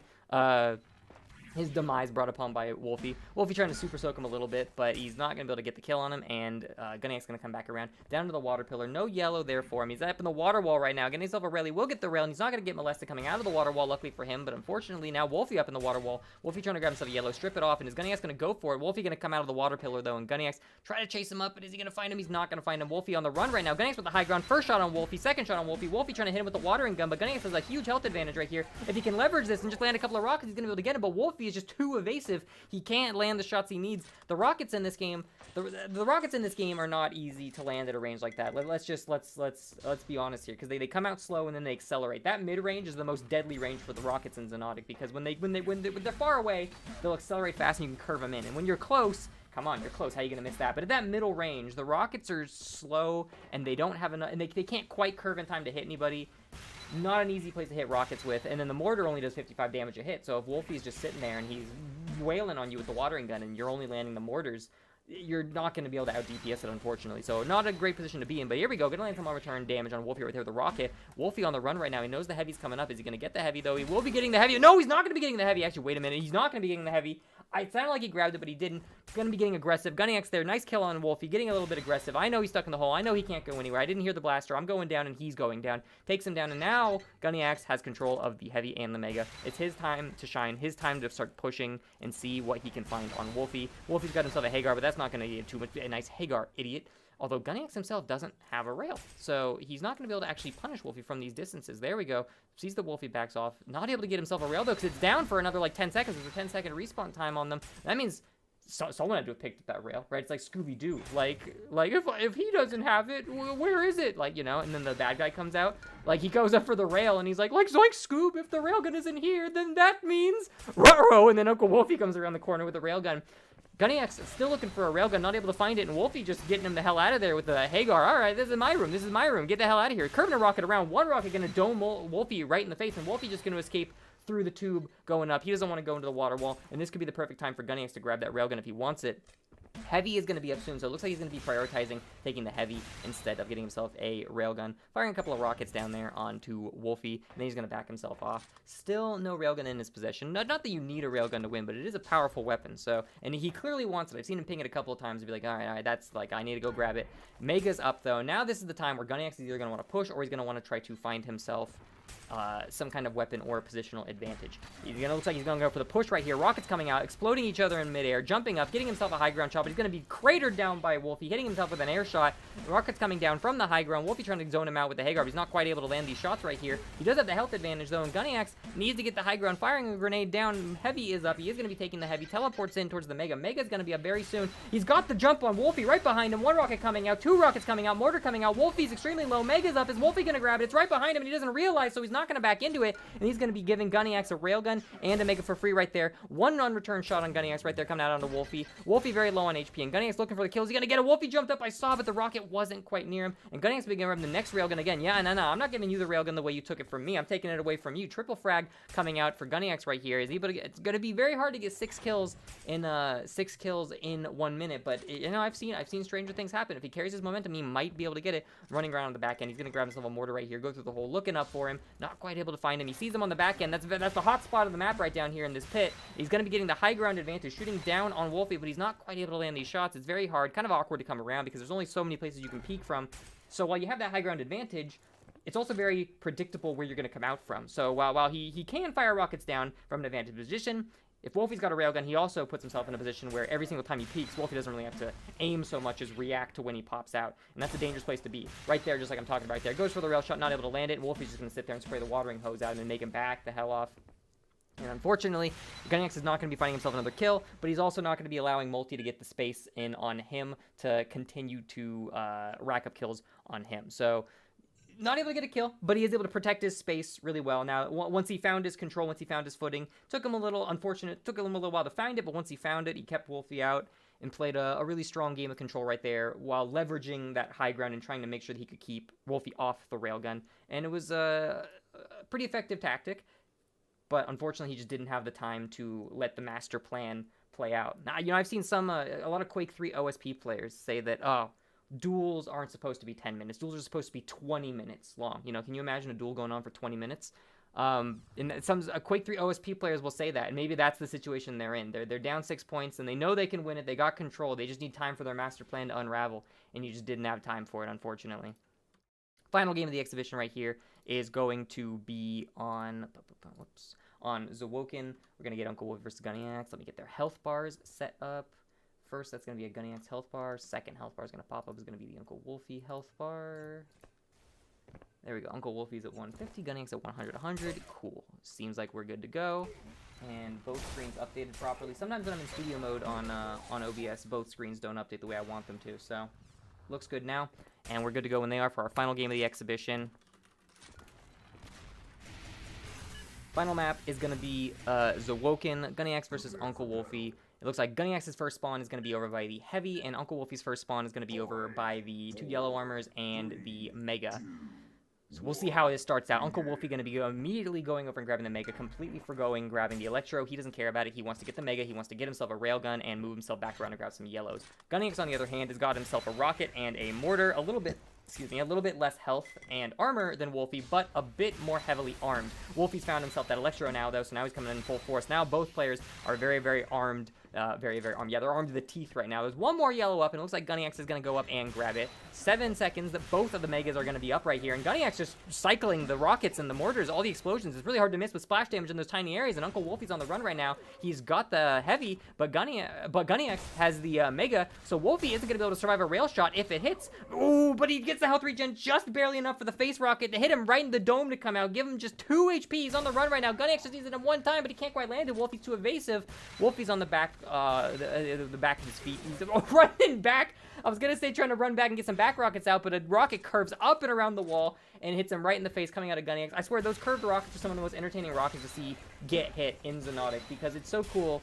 It's very funny when you're playing from the perspective of the person who gets hit, where you just see a rocket coming curve around the corner and just home in on your face. It's it's gotta be terrifying to just see a Predator missile come out and strike you like that.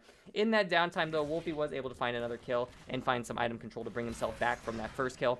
Watering Hose trying to hit Guniacz right there.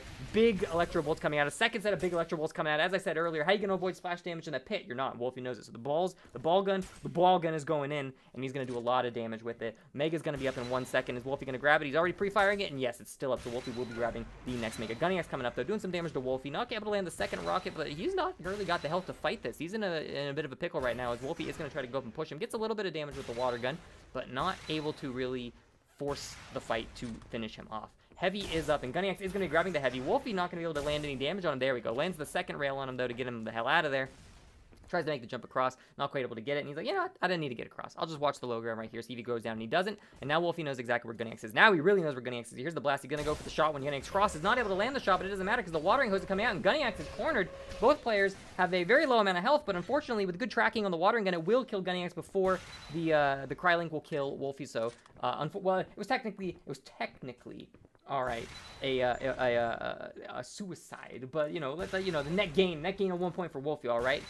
Rocket gonna come up, zoning Guniacz out from the high ground right there. One shot gonna come out 80. Two shots gonna be coming. Wait, it made the shot sound, but I didn't hear it. What? Was there no two shots? Hello, I didn't see a number. Oh, but a teleporter rocket right through, hitting the face of Guniacz right there. Guniacz on the run right now. Mega's gonna come in 5 seconds, and Guniacz might try to contest. Is he getting a bit of health regen coming out? But no, it looks like he's gonna go for the yellow. But Wolfie reads that. I see you're going for the yellow. No. I don't even need the Mega. I'm just gonna strip you off. Unfortunately, though, Wolfie not able to get the kill, which means if Guniacz is fast, he could get the Mega. But no, he's gonna back off. Which is a safe thing to do. You know, if he rushes the Mega right there and Wolfie is there, he dies. So Guniacz playing it safe. All right, I'm just gonna give it to him. Wolfie coming back around with his Super Soaker. The blue beam coming out. It's deadly. It's dangerous. He's trying to get the tracking down, but he can't get it, and he is going to finish himself off with a grenade right there. I tell you what, that arc is a little bit wonky when you're trying to shoot people when you're both strafing like that. I feel like sometimes the damage doesn't come out on it. Like, the machine gun never misses it never misses its hit scan shots, right? If you're aimed at someone. But with that arc, when you're going left, right with somebody, sometimes it feels like it just... There's half the ticks, not even half, maybe not half, but like maybe 10, 15% of the ticks when you're like lined up and strafing in sync with someone just doesn't line up. Arc is an interesting gun. It's like, it's hits, like the speed in which it hits is also based on like server tick rate or something like that, or like server think rate or something. It's a weird gun in how it's coded. It works exactly how it should work, but I swear in that last fight, Wolfie should have been landing a bit more of those Super Soaker shots than he was. My workaround for this has been to use the OK machine gun as a lightning gun substitute and just give it a fall off. Gonna get a fight right here. Guniacz in the corner on the heavy right now, and he's gonna get pinned up against the wall. Water gun gonna come out. Rocket's gonna come out on Guniacz. A good trap by Wolfie. Guniacz not able to return almost any damage on Wolfie at all. The trap is a little too well refined. Not any damage gonna come out on Wolfie. Wolfie's pushing in, jumping the rockets. Next rocket's gonna be jumped in the rail on the jump pad. Wolfie's gonna finish him off. Wolfie somehow chases Guniacz from one corner of the map to the next and doesn't take any damage. Jumping every rocket, flying past every grenade, bobbing and weaving, faking left and right, making himself just an impossible target for Guniacz to hit as he chases him down across the map and sprays him down with that watering gun. But yeah, no, it's an interesting weapon. The way it's coded. Whoa, rocket right through, and it just clotheslines Guniacz as he runs right to the heavy.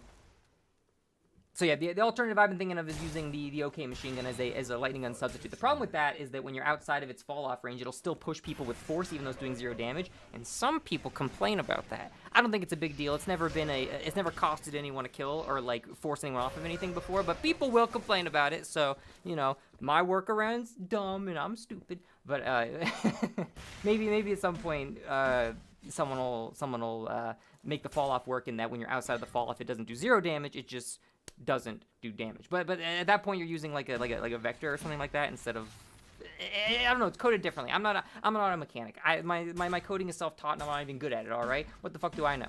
Anyway, coming back into the fight right here after my completely irrelevant tangent. Meg's going to be up soon, and Guniacz is the one in the position to take it. Wolfie firing a rocket up, and he is going to be getting a bit of damage, but Guniacz is going to completely overheal it with the Mega Health right there. And Wolfie looping himself back around, grabbing himself the yellows, doing some damage to Guniacz. Guniacz is going to have to find himself some armor right here, because while he has a lot of health, if he doesn't have the armor, he's not going to be able to keep that health for very long. There's 3 yellow armors on this map, but it looks like Wolfie's actually doing a good job kind of stripping himself as he runs around to take those yellow armors. So a lot of these yellow armors aren't up when Guniacz needs to get to them. Electro Ball's coming up, and Guniacz getting brave, running right through him. He sees them coming up, and yeah, those aren't going to hit me. Jumps down, and Wolfie's like, all right, well, I am going to hit you, but just not with the gun you think I am. Crylink climb up the wall. Coming around on the backside of the Mega, which is going to be up soon. He gets jumped by Guniacz. Didn't see him coming. Guniacz going to land like a really close, nice blast on Wolfie. Wolfie's low. He's got to run right here because Guniacz has a big health advantage on him right now. Wolfie is going to be picking up some health here and there, grabbing himself the Mega. The next Mega's up, but the next Heavy's also up, and Guniacz is in position for that. So now both players have their Mega type item. Wolfie's got control of the Mega Health, and Guniacz has himself a Heavy. Guniacz moving around the back and try to harass at Wolfie right now, and Wolfie gonna pull back a little bit, try to fire some electro shots right there. He's down by the yellow, but Guniacz not gonna be able to get a ton of damage on him. Oh, okay, I stand corrected. Big Rocket's gonna come out and knock Wolfie down to the low ground, and now Guniacz actually has a big advantage right here if he can push Wolfie and successfully land these shots. Unfortunately, only one of those Crylink shots is going to land, and Wolfie's going to be doing a lot of return damage with the Electro. Guniacz is going to be getting the Mega, though, and he knows that the Heavy comes up right after Mega. He's going to be running the corner. As you see Wolfy, he pre-fires that he expects him to be there, and he's right, he is there, and he's going to be getting himself a Heavy for his effort. Bringing the score now up to 5-0, 5-point lead, but with enough momentum, he can carry. This yellow armor coming up, and Guniacz has it. So now it's Guniacz's turn to strip the armor from the map from Wolfy. Go around and grab all the yellows. The Mega's going to come up in 8 seconds, and it looks like Guniacz wants to take the yellow. He doesn't want to take the yellow. He's getting aggressive, actually. The last 2 games, Guniacz has been a very, very control-oriented player, and I would have thought that right there he was going to try to take the yellow from Wolfy, but no, instead, he's going to go in, and he's going to just try to kill him, and, well, he'll try. He will kill him. Grab himself a Mega for his effort as well, and he was waiting for the Heavy to come up. He's got control of the Mega and the Heavy still. Wolfy come back around. He's found himself a yellow, but the next yellow, I'm not sure if it's up. The countdown on the screen says one is coming up of him, so one of them is up. Not sure where. Then we're getting in a fight in the wall. This is going to be a hard fight for Guniacz to win, as he is in an area where he has no really way to fall back from without Wolfy hearing or seeing it, and he's got the wall to his back, which means Wolfy can splash off that wall. So as expected, Wolfy was going to take that fight because it was just a harder position for Guniacz to win the gunfight from. Mega Health going to go to Wolfy right there, and Guniacz coming around the backside with some rockets. Not able to do a ton damage, but able to strip his armor off of him.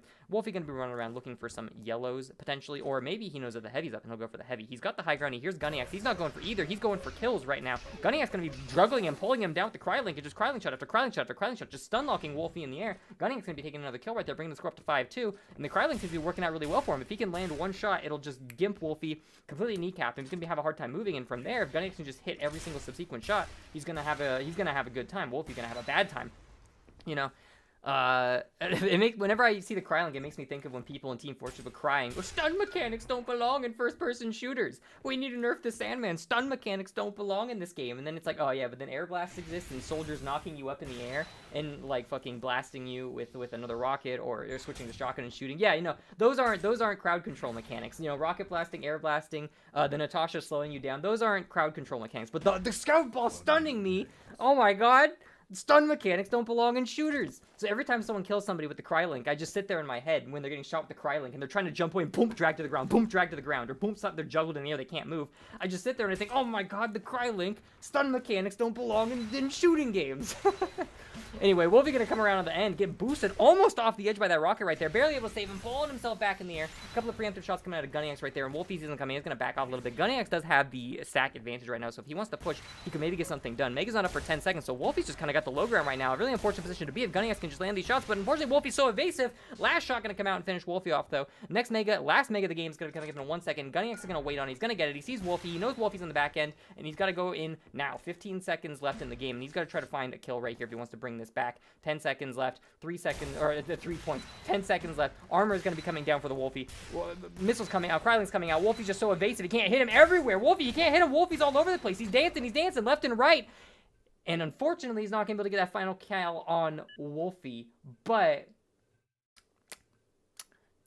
was a close game. It was a close. See what I'm talking about? See what I'm talking about? How I don't know how to finish off a game. The scoreboard comes up, and I'm just like, well, that was the match. Thank you very much. But very well played by both players. Wolfy's an evasive kind of guy. There was a lot of points right there where Wolfy got himself out of some situations where I didn't think he'd be able to get out of there. Like a rocket would launch him up in the air, he'd get hit by a rail, and I'm like, oh, Wolfy's down. But his 80-80, his left-right, his air strafing, his using the blaster or the Krylink to pop himself off of things. He's not a predictable target. He's hard to hit. I remember one of my buddies I used to play on the topic of Team Fortress with. One of his favorite things to do when he would play scout against other scouts is he would be real close to a wall. And the other scout player would think, well, he's going to have to dodge away from the wall, right? Because, like, you can't dodge if you dodge into the wall. He's going to clearly have to dodge away from the wall. So they line their crosshair up on the other side of you, get ready to move into you. Because you can only move out of the wall, right? So you move, like, out. You just tap A to move away from the wall, and then bam, just dodge. You just throw your shoulder into the wall again, and they just whiff. They just whiff on you by a hair because, what are you doing running back into a wall? That's how I feel like it's got to be playing against Wolfy. He's an unpredictable, and he's evasive. There's a lot of points where he's just dancing between rockets, and he's a hard target to hit. But all right, that's gonna be the 2 exhibitions we've got for today. Thank you very much to everyone who played. Oh wait, let's get rid of that. Starting soon. It's not starting soon. It's over. But oh crap, I forgot to start the recording. Shit, that means I've only got the stream recording, which is gonna be a lower quality than the recording. Ah, damn it.